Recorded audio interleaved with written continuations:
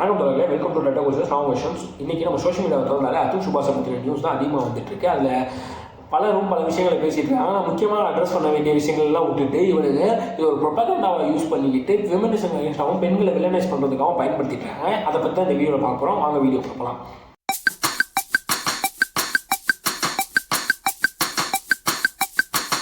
சரி, இன்னும் என்னடா எப்போ பார்த்தாலும் பொண்ணுங்களுக்கு சப்போர்ட் பண்ணி தான் பேசுவேன், இங்கேயும் வந்து அதான் அவனை பண்ண போகிறேன், இவனுக்கான ஜஸ்டிஸ்லாம் உனக்கு அக்கறை இருக்கா அப்படின்னு நீங்கள் கேட்பீங்க. எனக்கு அக்கறை இருக்கா இல்லையான்றது செகண்டரி. ஆனால் இங்கே இவருக்காக பேசக்கூடிய எவனுக்குமே அக்கறை இல்லை அப்படின்றது தான் உண்மை.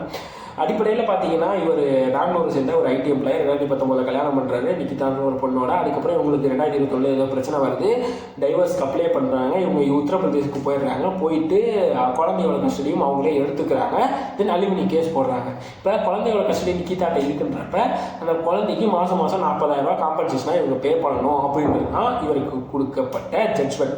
இதுக்கப்புறமா அந்த பொண்ணு தொடர்ந்து விடாமல் இவர் மேலே ஃபர்தராக கேஸ் போட்டுகிட்டே இருக்காங்க. அதில் ஒரு கேஸ் அந்த பொண்ணோட அப்பாவோட மரணத்துக்கு இவர் தான் காரணம் அப்படின்ற ஒரு கேஸ் இருக்குது. அப்புறம் அன்நேச்சுரல் செக்ஸுக்கு இன்வால்வ் பண்ணதாக ஒரு கேஸ் இருக்குது.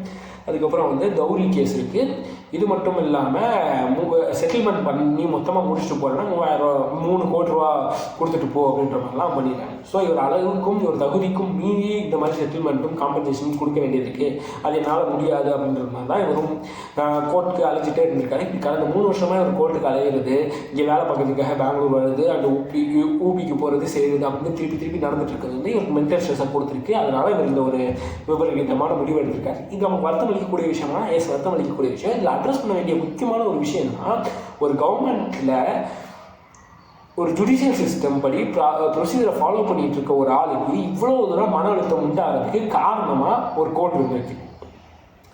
இது நம்ம அட்ரஸ் பண்ணி இதை சரி பண்ண வேண்டிய கட்டாய சூழலில் நம்ம இருக்கிறோம். ஆமாம், ஏன்னா ஒருத்தர் வந்து தப்பு பண்ணிட்டாருன்னு கில்ட் ப்ரூவ் ஆகி அதுக்கப்புறம் அவருக்கு தண்டனை கொடுக்குறது வேற. ஆனால் ஒருத்தர் தன்னோட ஜனநாயக உரிமையை எக்ஸசைஸ் பண்ணும் போது இவ்வளோ மென்டல் ப்ரெஷருக்கு உள்ள ஆகிறாரு அப்படின்னா அதை நம்ம அட்ரஸ் பண்ண வேண்டியது இருக்குது, அதை கேள்வி கேட்க வேண்டியது இருக்குது, அதை மாற்ற வேண்டியது இருக்குது.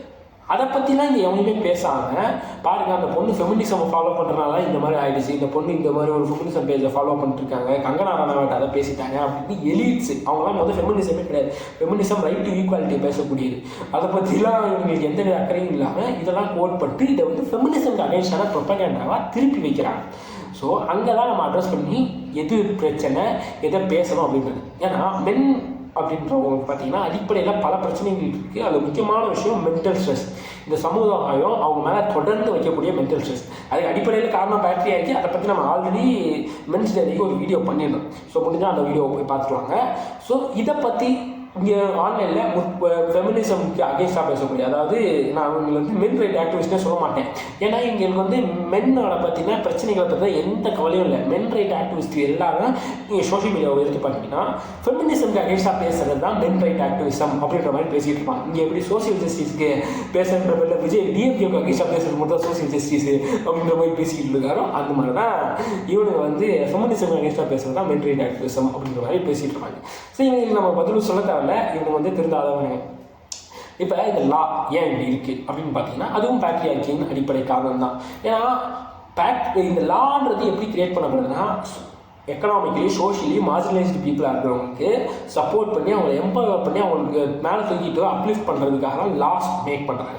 அப்படிப்பட்ட லாஸ் யாருக்கு சப்போர்ட் பண்ணும்? ஆப்வியஸ்லி சோஷியலி எக்கனாமிக்கலி மார்ஜினலைஸ்டாக இருக்க பெண்கள். இதுக்கு காரணம் காலங்காலமாக அவங்களை கிச்சனுக்குள்ளேயே அடக்கி வச்சு அவங்கள படிப்புக்கு அனுப்பாமல் அவங்களோட உரிமைகளை அவங்களுக்கு கொடுக்காம பல காலகட்டமாக அவங்கள ஒடுக்கிற சமூகமாகவே நம்ம வச்சுட்டு இருந்தோம்னா, இப்போ அவங்களுக்கு ஏதோ ஒரு வகையில் சப்போர்ட் பண்ணி எம்பவர் பண்ணுறதுக்கு இந்த லாஸ் இருந்தால் தான் அவங்க அடுத்த ஜென்ரேஷனில் இந்த நிலைமை மாறும் அப்படின்றதுக்காக அந்த லாஸ் கிரியேட் ஆகுது. ஸோ அடிப்படையில் இதுக்கு காரணம் பேட்ரியார்க்கி. ஆனால் ஃபெமினிசம் எதுக்கு அகேன்ஸ்டாக பேசும்? பேட்ரியார்க்கி அகேன்ஸ்டாக தான் பேசும். அப்போ இங்கே இருக்க ஒவ்வொருத்தரும் ஃபெமினிசம் பேசும்போது, பெண்களுக்கான உரிமைகளை பேசும்போது இந்த பேட்ரியார்க்கி உடைக்கப்படும் போது விமன் எம்பவர் ஆவாங்க. அப்போ இந்த லாவுக்கான தேவை இருக்காது. இது தானாக எவால்வ் ஆகிட்டு ஆண்களும் பெண்களும் சமம் என்ற பட்சத்தில் இதை வந்து ஈஸியாக அதை சரி பண்ண முடியும். அதுதான் ஆல்ரெடி சரியாயிடுச்சு. இந்த அழிவு நீ கொடுத்து இத்தனை வருஷமாக அவங்க உரிமைகள் கொடுத்து அவங்க தான் இந்த இவ்வளோ தூரம் முன்னேறி வந்துட்டாங்க. எல்லா இடத்துலையும் பெண்கள் வேலை பார்க்குறாங்க, இன்றைக்கி ஃப்ளைட் ஓட்டுறாங்க, கார் ஓட்டுறாங்க, பைக் ஓட்டுறாங்கன்னு நீ 1008 பேசலாம். ஆனால் உன்னோட தனிப்பட்ட எக்ஸ்பீரியன்ஸ் வச்சு லா மாறப்போகுது. டேட்டா படி தான் லா ஒர்க் ஆகும். 2022 NCRBA டேட்டா படி 6500 பெண்கள் டவுரி கொடுமையால் இறந்துருக்காங்க அப்படின்றது தான் டேட்டா. 2022 தான் 2021 7,000. அதுக்கு அப்படி அதிகமாக இருந்திருக்கு. 2005 பார்த்தீங்கன்னா 6,100 பேர் இருக்காங்க. 2005 2022 வரைக்கும் இந்த 17 வருஷம் டேட்டாவில் ஆவரேஜாக 6,000 7,000 விமன்ஸ் இறந்துருக்காங்க. இதுதான் நியூஸ்.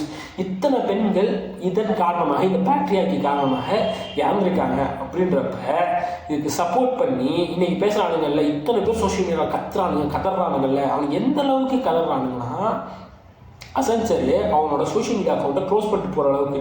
ஏன்னா இவனுங்க போயிட்டு அந்த பொண்ணை டெர்மினேட் பண்ணிட்டு அசென்சருக்கு தொடர்ந்து டிஎம் பண்ணுறதும் டேக் பண்ணுறதும் இருக்குன்றப்ப அவங்களால அந்த ப்ரெஷர் ஹேண்டில் பண்ண முடியல, அவங்க க்ளோஸ் பண்ணிட்டு போயிட்டாங்க. அப்போ இவ்வளோ தூரம் அவங்களால ப்ரெஷர் பண்ண முடியுது, சோஷியல் மீடியாவில் பேச முடியுதுன்னா இதில் ஒரு 10% இந்த விமன் இறந்தப்பெல்லாம் அவங்களோட ரைட்ஸுக்காக பேசியிருந்தாங்கன்னா இது மாறி இருக்கும். இந்த ஜெண்டர் கேப் கம்மியாக இருக்கும். அப்போது இந்த சொசைட்டி திரும்பியிருக்கும். இந்த ஜெண்டர் கேப் எங்கெங்கெல்லாம் இருக்குன்றதுக்கு நான் வரேன். ஆனால் இவனுங்க இதெல்லாம் பேசாமல் என்ன பேசிகிட்டு இருக்காங்க, வாங்க மறுபடியும் டவுரி அதிகமாக்குவோம், பெண்களை வீட்டுக்குள்ளே அடைச்சி வைப்போம், இல்லை அவங்க வேலைக்கு போகிறாங்கன்னா அவங்ககிட்ட காசை மொத்தமாக நம்ம பிடிங்கி வச்சுட்டு அவங்களுக்கு கொஞ்சம் மட்டும் கொடுக்கணும், இல்லை அவங்களோட இதுக்காக எல்லாத்தையும் பண்ணிக்கணும் அப்படின்ற மாதிரி பேசிகிட்டு இருக்காங்க. இன்னொரு அந்த ட்ரக்கு மாஃபியா இது கூட சேர்ந்து அலுமினியம் சேர்த்து போட்டு ஒருத்தர் மீன் போடுறேன்னா அந்த மீன் போடுறேன் அதில் எல்ஜிபிடிக்கும் சேர்த்து போட்டோம். நம்ம எல்ஜிபிடிக்கு பற்றி நிறையா தடவை நம்ம பேசிட்டோம்.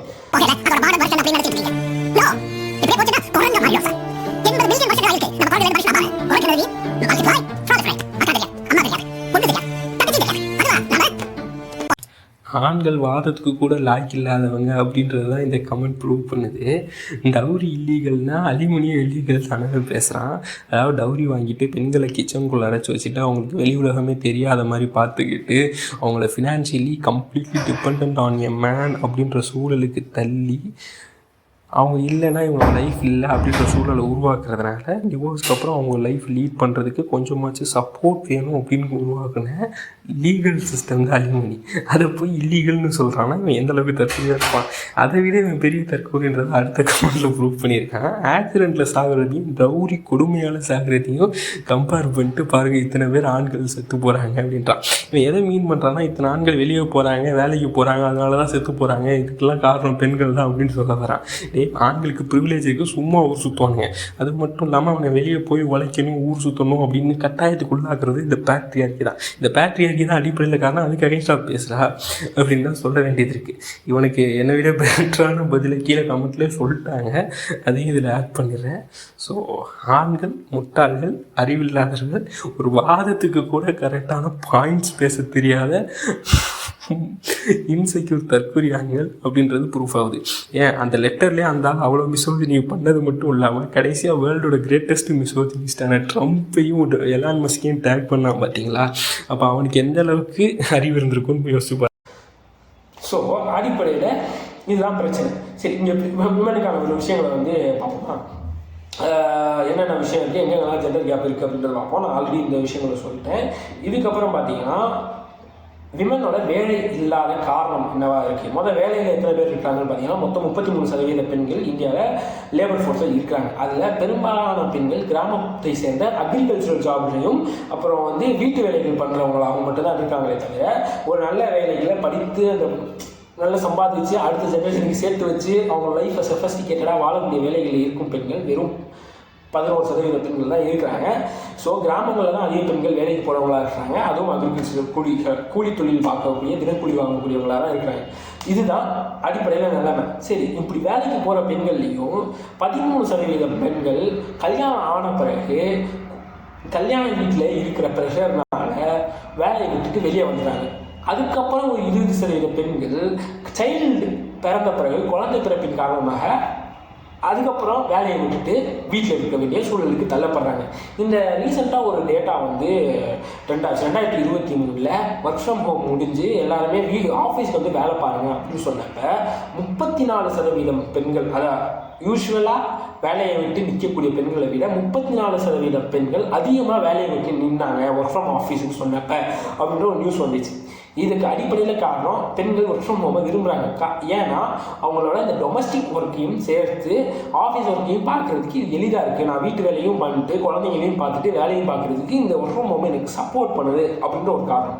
இன்னொரு காரணம் பெண்கள் கல்யாணமாகி இன்லாஸ் வீட்டுக்கு போன பிறகு நிறைய இன்லாஸ் இதை அலோவ் பண்ணுறதுல பெண்கள் வீட்டை விட்டு வெளியே போகிறதுக்கு இந்த 2 காரணம் தான் பெண்களை ஒர்க் ஃப்ரம் ஹோமை ப்ரிஃபர் பண்ண வைக்குது. ஒர்க் ஃப்ரம் ஹோம் ஆஃபீஸ்னு வந்த உடனே நிறைய பேர் வேலையை விட்டு நின்றாங்க.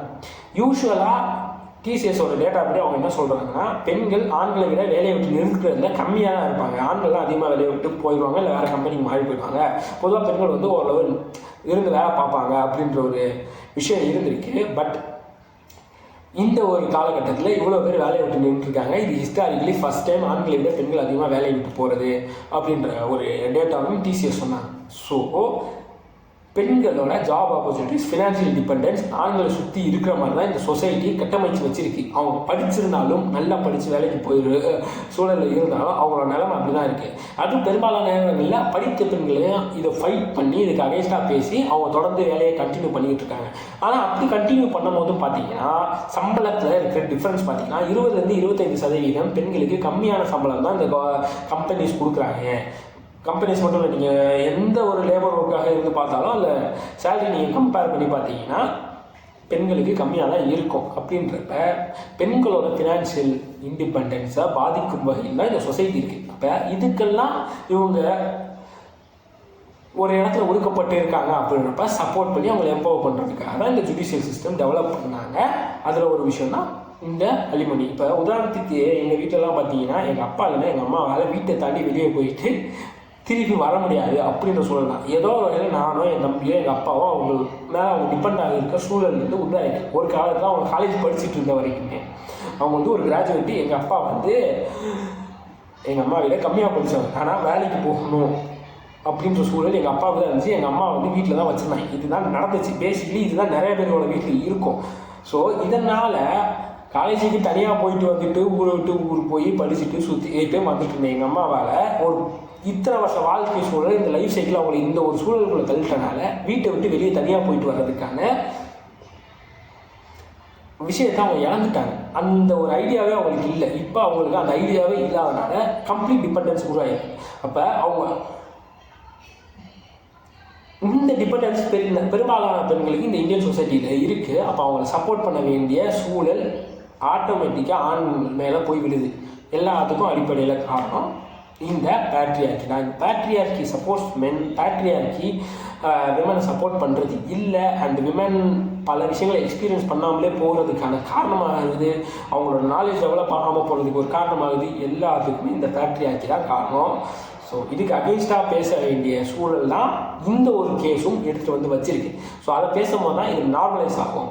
அப்போ நார்மலைஸ் ஆகும்போது அதிகமாக சம்பாதிக்கிற பெண்கள் உருவாவாங்க. பெண்களை விட கம்மியாக ஆண்கள் சம்பாதிக்கும் போது அது பிரச்சனையை கன்சிடர் பண்ணப்படாது. ஸோ இந்த லாஸ் எவால்வ் ஆகும். இது வந்து மாறும். இப்போ இருக்க லாலைன்னு ஆண்களை விட பெண்கள் அதிகமாக சம்பாதிச்சாங்கன்னா இந்த அலிமணி ரிவர்ஸ் ஆகிறதுக்கும் வாய்ப்பு இருக்குது. குழந்தையோட கஸ்டடி யார்கிட்ட இருக்குன்றதை பொறுத்து அலிமணி ரிவர்ஸ் ஆக வாய்ப்பு இருக்குது. இது எல்லாமே இந்த லால் அலோவ் பண்ணப்படுது. ஆனால் இது எதையுமே நம்ம உருப்படியாக படிக்காமல் ஃபெமினிசம்னாலே வெறுப்பு அப்படின்னு சொல்லிட்டு ஃபெமினிசம் அகைன்ஸ்டாக பேசுறதுக்காக இதை யூஸ் பண்ணுறதை விட்டுட்டு ஆண்களோட உண்மையான பிரச்சனைகள் என்ன, அதுக்கு அடிப்படையில் காரணம் பேட்ரியார்கியாக இருக்குது. ஸோ அந்த பேட்ரியார்கிக்கு அகைன்ஸ்டாக நம்ம ஃபெமினிசம் பேசி அனைவருக்குமான உரிமையை நம்ம காப்பாற்றணும், எல்லாருமே சமமாக இந்த சொசைட்டியில் எவால்வ் ஆகணும் அப்படின்றதுக்கான ஐடியாவில் வந்து நம்ம நிற்க வேண்டியது தான் இந்த ஒரு கேஸ் நமக்கு வலியுறுத்திருக்க ஒரு விஷயம். அதை இப்போது அந்த கேஸில் இருக்க அப்படிப்படி அந்த நிக்கிதாவையும் அவங்க குடும்பத்தையும் அரெஸ்ட் பண்ணியிருக்காங்க. சூசைடுக்கு தூண்டினாங்க அப்படின்ற ஒரு காரணத்துக்காக மட்டுமே. ஆனால் அந்த கேசஸ்லாம் பொய்யா இல்லையா, அந்த லெட்டரில் சொல்லியிருக்கிறதுலாம் பொய்யா உண்மையா அப்படின்றதெல்லாம் விசாரணைக்கு அப்புறம் தான் தெரிய வரும். லேட்டராக அப்டேட்ஸ் வரும்போது அது எப்படி வருதோ அந்த நியூஸ் உங்களுக்கு அப்டேட் ஆகிடும். என்னை பொறுத்த வரைக்கும் இதில் கன்வே பண்ணணும்னு நினச்சிது. இதுக்கு அடிப்படையில் காரணம் இந்த பேட்ரியார்கி கவனிச்சுனா மென் கேள்வி கேட்காத தான் ஒருத்தனோட மரணத்துக்கு காரணமாக அமைஞ்சிருக்கு அப்படின்னு தான் நான் சொல்ல வேண்டியது இருக்குது. ஸோ இந்த அப்டேட் நான் இந்த வீடியோ பண்ணதுக்கப்புறம் வந்துச்சு. ஸோ அதையும் இதில் ஆட் பண்ணிக்கிறேன். ஃபாலோ பண்ணுவோம். நன்றி, வணக்கம்.